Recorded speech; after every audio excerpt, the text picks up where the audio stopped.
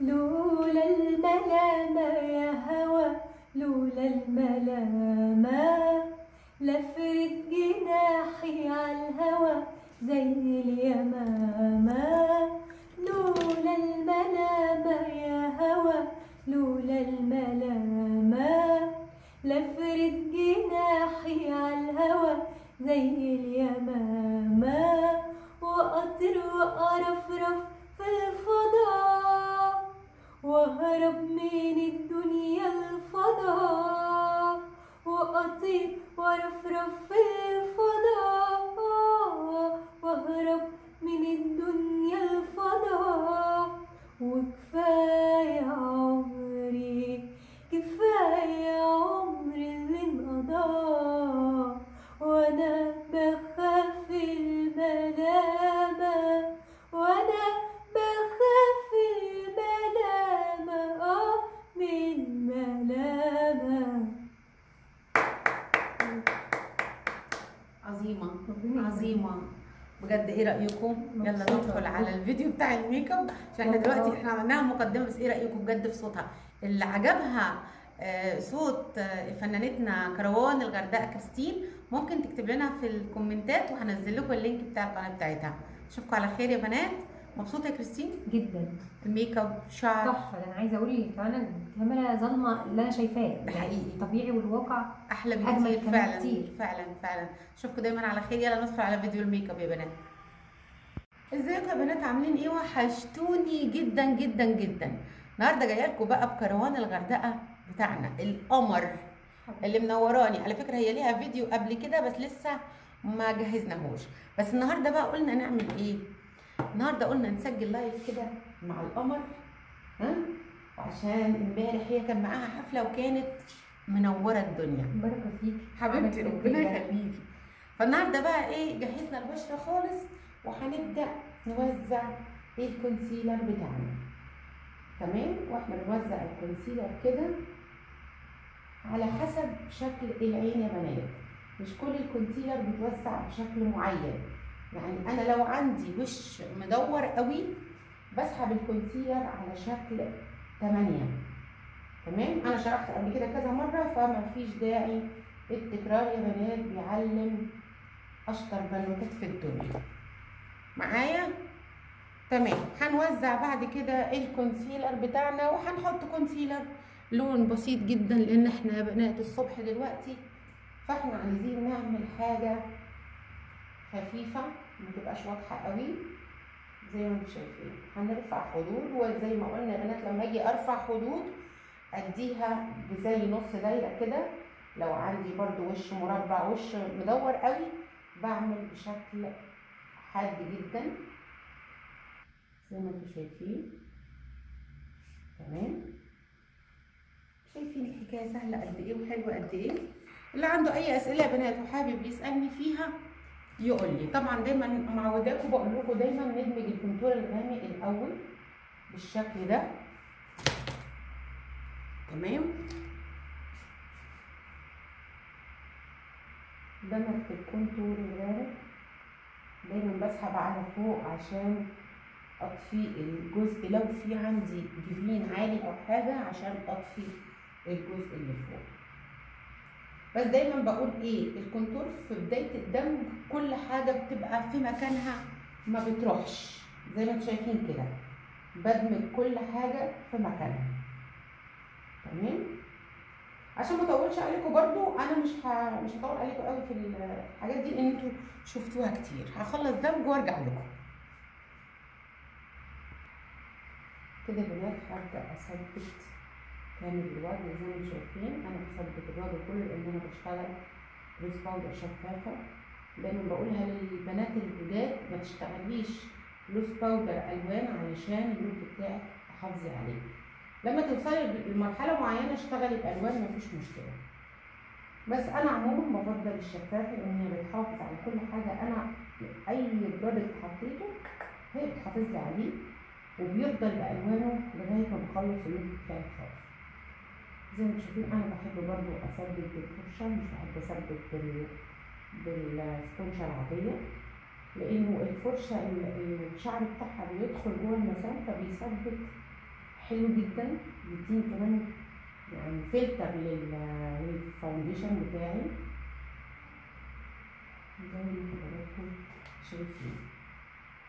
كبنوتة مبتدئة وخايفة انه الفاونديشن ما تثبتش، اضغطي بايدك كده، لو لقيتي فيه اي تلزيقه ما تقلقيش مش هيحصل حاجه. طبعا انت بتضغطي ضغطه خفيفه مش ضغطه تقيله. تمام. وبالشكل ده بتاكد ان انا ثبت كامل الوجه كده. انا تمام، كله اتثبت. طبعا اي جزء باين من الوجه يعني الرقبه كله بيتاخد عشان يبقى كله شبه بعضه. تمام. خلصت يا بنات اول مرحله في تثبيت الوجه. بجيب بعد كده الواكس او الشمع او زي ما انتوا بتسموها في بلدكم، ده واكس لتثبيت شعر الحواجب. وبجيب بحط عليه رشه من الفيكس بلس. فيكس بلس ده بتاع شارلوت يا بنات، ولو ما عندكيش فيكس بلس ممكن ترشي ميه بالشكل ده. انا برش رشه كده، وبالفرشه بتاعتي باخد من الشمع او الواكس وببدا ارفع شعر الحاجب بالشكل ده وبثبته. تمام. زي ما انتم شايفين كده، بحاول شعر الحاجب بتاعي يثبت في المكان اللي انا عايزاه او بالشكل اللي انا عايزاه. تمام. بعد ما برفع بالفرشه بايدي كده وبثبت الشعريات بالشكل ده. شايفين؟ هخلص تحت العين وبعد كده نرسم الحواجب. هنقول ايه بنعمل ايه في تحت العين. بجيب الكونسيلر بتاعي، دايما بقول لكم هنجيب الكونسيلر بتاعنا اللي هو مميز سينما ده، بخليه بس للتنظيف تحت الحاجب. هنهمط، ببدأ احط بالشكل ده. جفن كريستين مش هنقول من الجفون الغائرة، ولكن شبه غائر يعني الجزء ده داخل على جوه.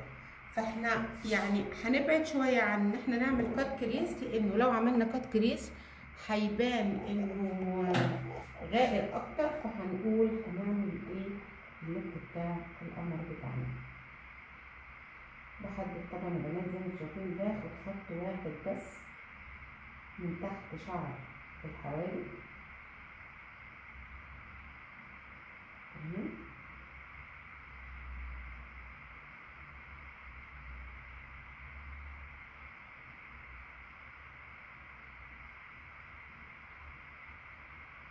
زي ما انتم شايفين كده نضفت الجزء كله. هعمل نفس التكنيك الناحية التانية، وهبدأ انضف الجزء ده.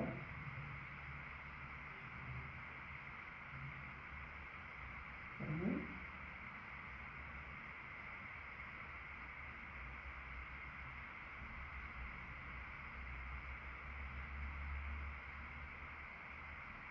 شايفين وانا بحدد تحت الحاجة اهم حاجة بشتغل بهدوء شديد جدا.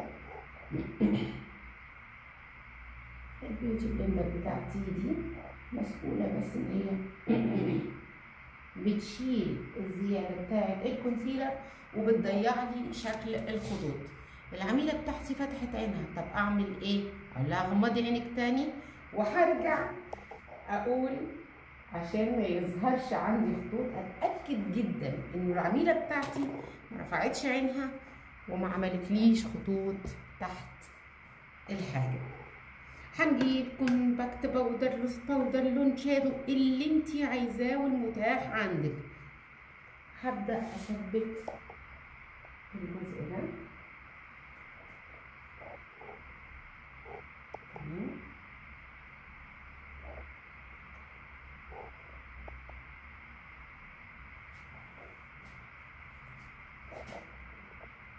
ثبت بالشكل ده. وطبعا دايما بقول لما تثبتي حاجه ليكويد يعني انت عندك حاجه ليكويد وعايزه تثبتيها، اوعي تمسحي، تثبتي بطريقه الطبطبه. تمام.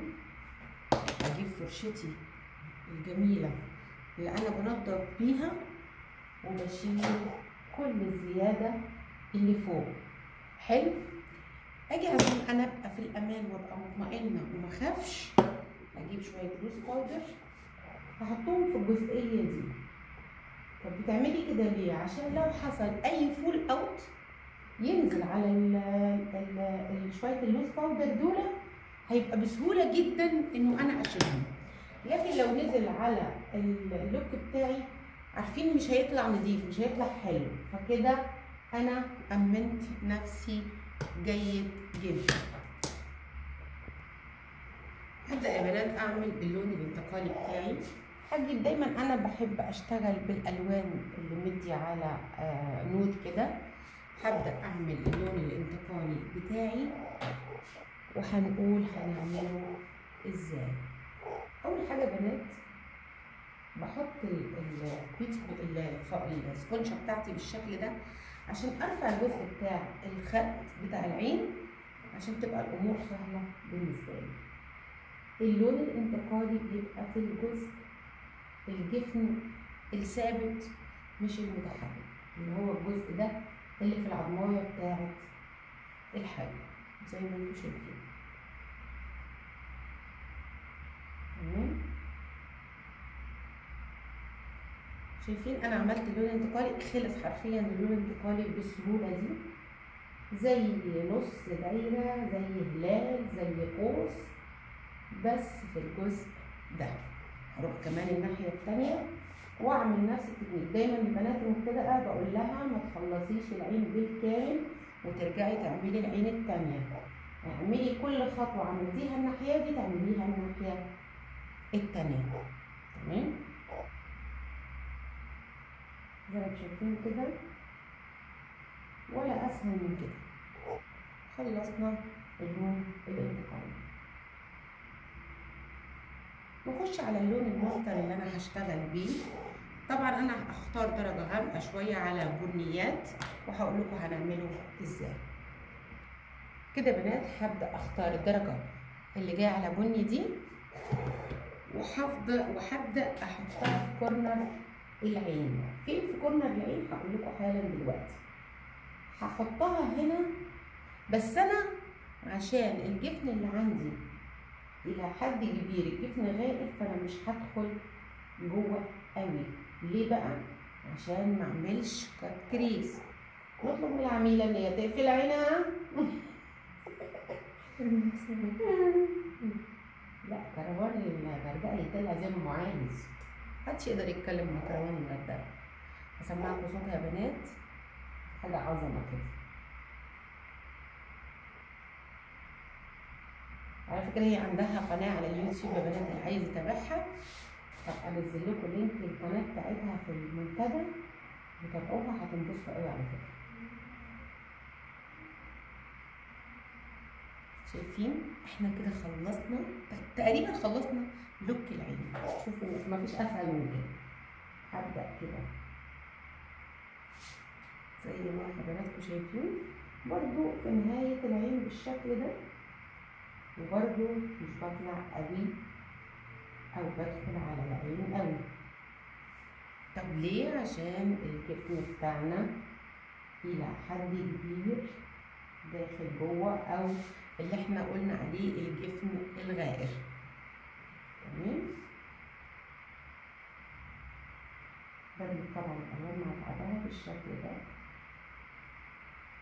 شوفوا انا ما فصلتش الكاميرا في الشغل كله.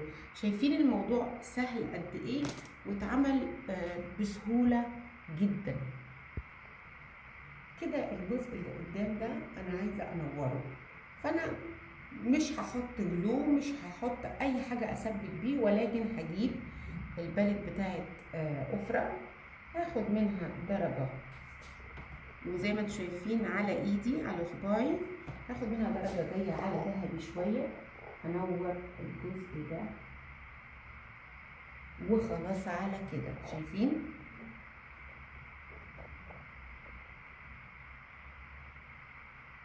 نقبض الجزء اللي قدام، وهعمل نفس التكنيك الناحية التانية برضو. هنور الجزء اللي قدام ده بصوابعي كده اهو. شايفين يا بنات اللوك ناعم جدا وبسيط. هاجي بعد كده اروح ايه زي ما انتوا عارفين ادمج الخطوط ببعضها. في اسهل من كده؟ شايفين اللوك طالع سريع جدا وسهل جدا وحلو قوي. احدد شكل العين من ورا، وزي ما شرحتها لكم بكومباكت باودر او لوز باودر او اي حاجه حباها، بحدد شكل العين بتاعتي في الاخر. فين؟ وهحدد برضو الناحيه التانيه.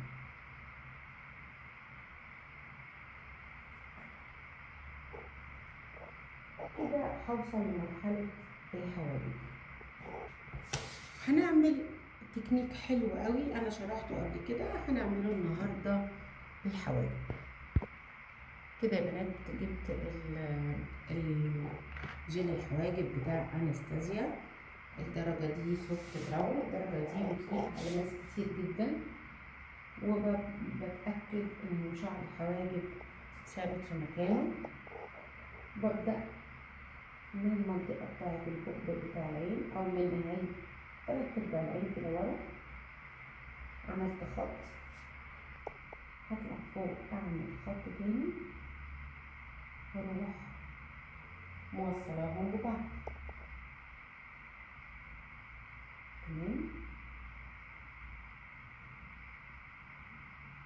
اللي وصل الفيديو معايا لغايه هنا يقول لي تمام، عشان ابقى عارفه ان انتوا معايا يعني مركزش في اي حته.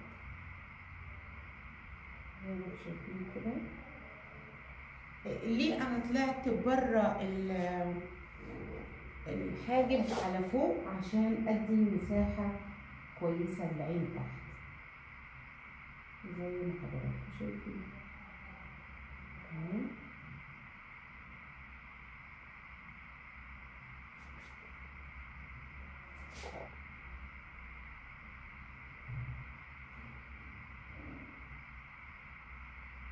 ببدأ قدام ارسم شكل شعر الحاجب، اسحب كده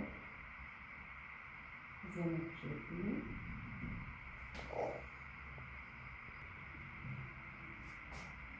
زي ما انتم شايفين يا بنات بعمل خطوط للحاجب بالشكل ده. تمام.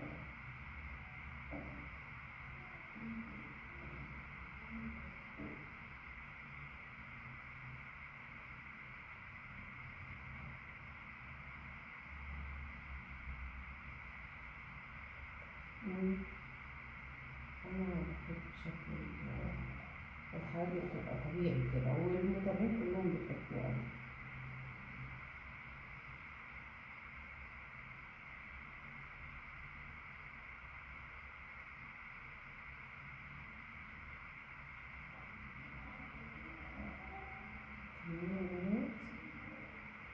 شايفين شكل الحاجب بقى شكله طبيعي قد ايه؟ هنعمل الحاجب التاني نرجع لكم. كده بنات هبدأ ارسم الايلاينر بتاعي زي ما انتم هتشوفوا حالا دلوقتي. من 3/4 العين بسحب خط واحد على فوق، شايفين هو خط واحد على فوق. برجع بالخط ده، يا اما برجع من فوق يا اما بطلع من تحت. الطريقتين يا بنات صح. وببدأ املى الفراغ اللي في النص. شايفين سهل قد ايه؟ تمام.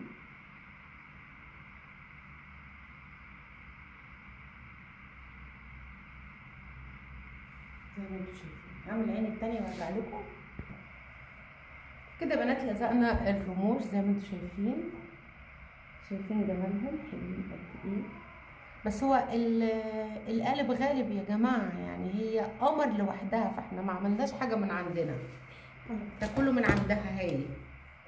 هنيجي نحدد يا بنات تحت العين مسكرة هتفكهم، اسحبهم من بعض. هنزل لحد تحت العين بصوا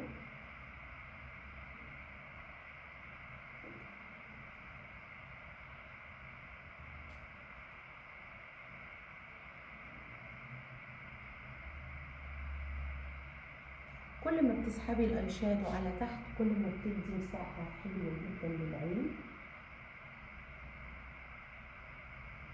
تمام.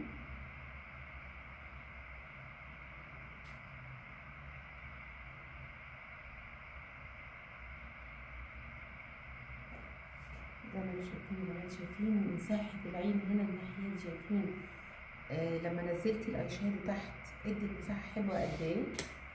نعمل العين التانية كمان شبكة كده. ما يجراش حاجة عشان كنتي قافلة على عينك. معلش يا بنات سبتكم عشان كانت عينيها شوية بتدمع، فخلصنا لوك العين. فزي ما انتم شايفين، ايه رأيكم بقى في اللوك؟ حلو عجبكم؟ شوفوا الالوان بقى، شوفوا الالوان قد ايه بسيطة، قد ايه منسقة مع بعضها. عارفين فوق العين انا حاطة تقريبا 4 الوان، شايفين مع الدمج بيحصل ايه؟ لوك سامبل قوي، لوك ناعم جدا، مناسب جدا ليها، مناسب جدا كمان للمناسبة اللي هي رايحاها.